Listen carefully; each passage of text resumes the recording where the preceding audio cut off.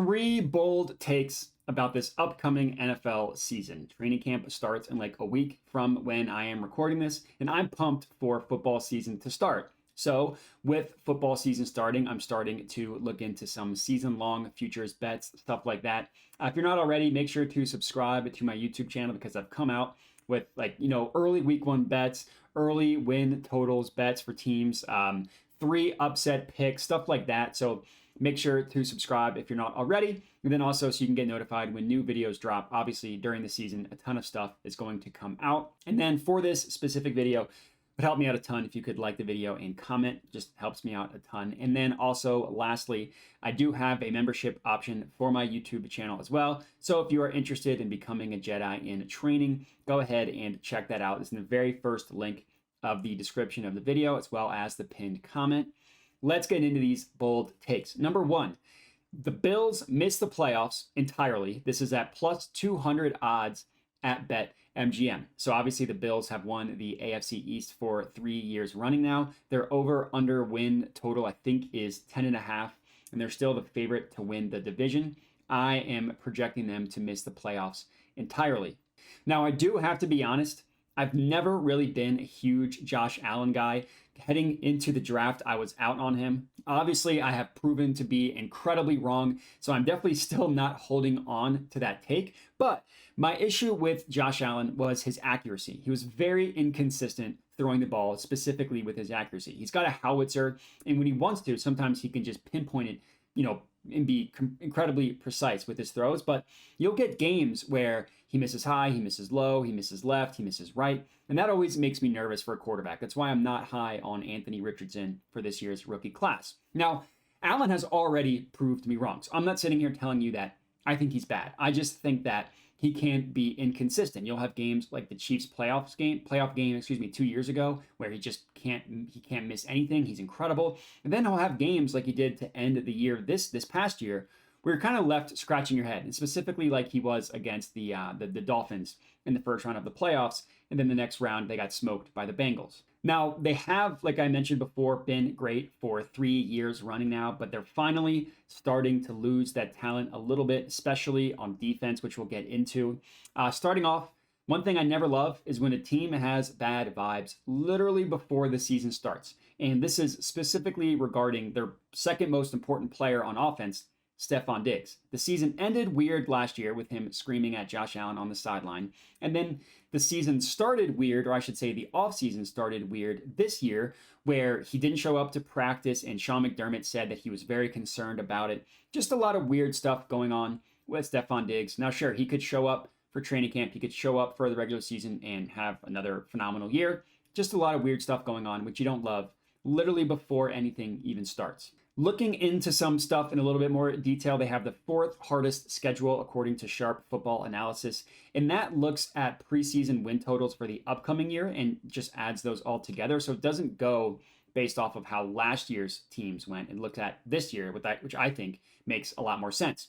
Part of that difficult schedule is because of the division they're in. The Patriots have the hardest schedule in the NFL because they have to play the Bills twice, the Jets twice, the Dolphins twice. Now, I'm not high on the Patriots, but I am high on both the Dolphins and the Jets. Obviously, the Dolphins still need Tua to stay healthy. In games that he started and finished last year, they were very good. Their defense stunk last year, and they made some pretty significant improvements, most notably Jalen Ramsey in the secondary. So I think the Dolphins can be very good. And then the Jets, they had one of the best defenses in the NFL last year. They won a ton of games, and that was with a bunch of schmucks at quarterback. Now, Aaron Rodgers might not ever be the same MVP quarterback that he's been previously in his career.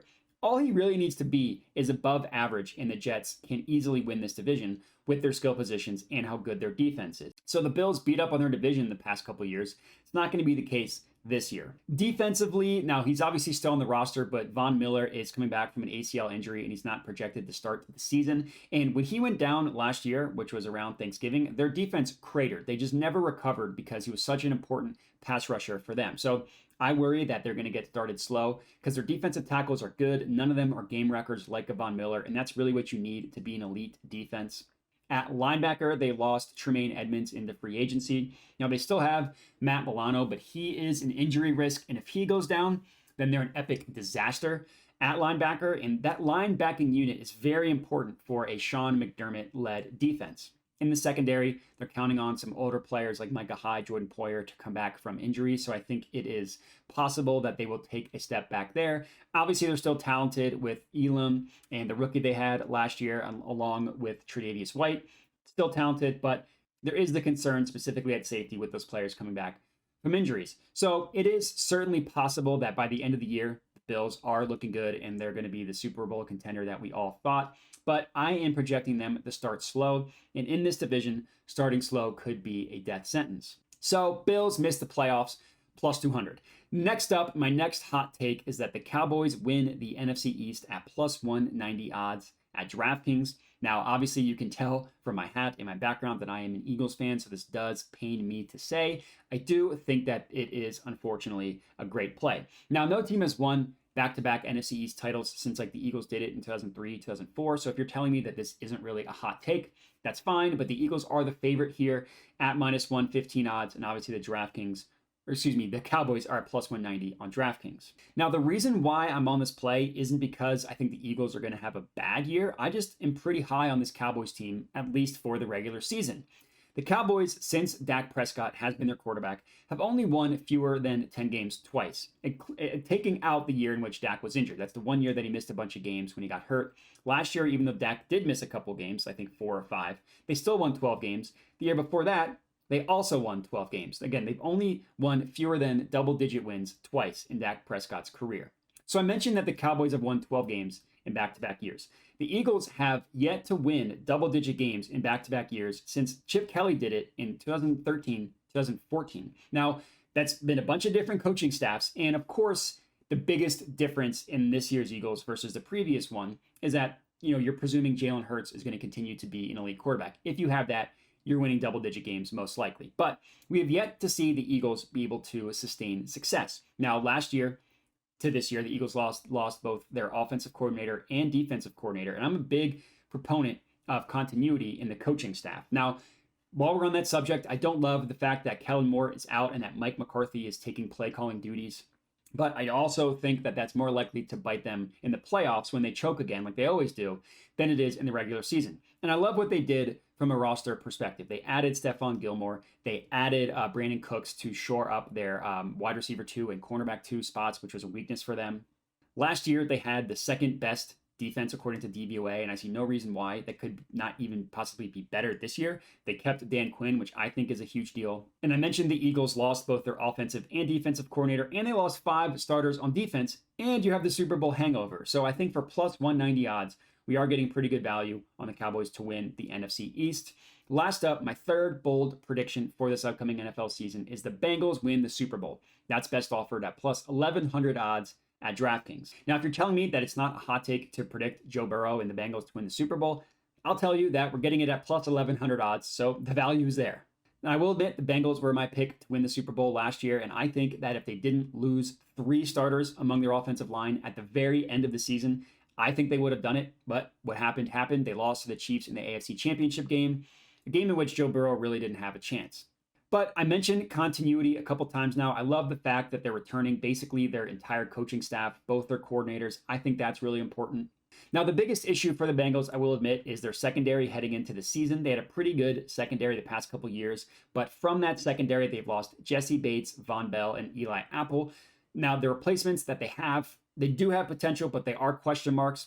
As of right now, PFF gives them the 15th ranked secondary in the NFL, so they're not projecting them to be horrible. I think it's just because there are a lot of question marks. They could end up being a top 10 unit. They could be worse. But while we're on the subject of the PFF rated positions, they have the 5th best linebacking core, which I'm not saying is the most important thing in the NFL, but obviously it's good to be good there. And on the offensive line, they're ranked 17th.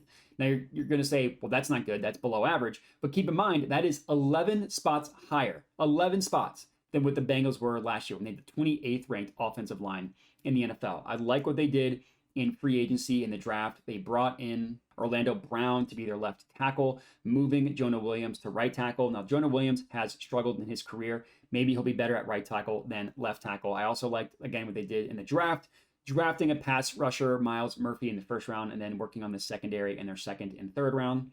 And we haven't even mentioned their skill positions. PFF gives them the #1 ranked receiving core in the league, which is unsurprising when you have Jamar Chase, T. Higgins, and Tyler Boyd, not to mention Joe Mixon at running back.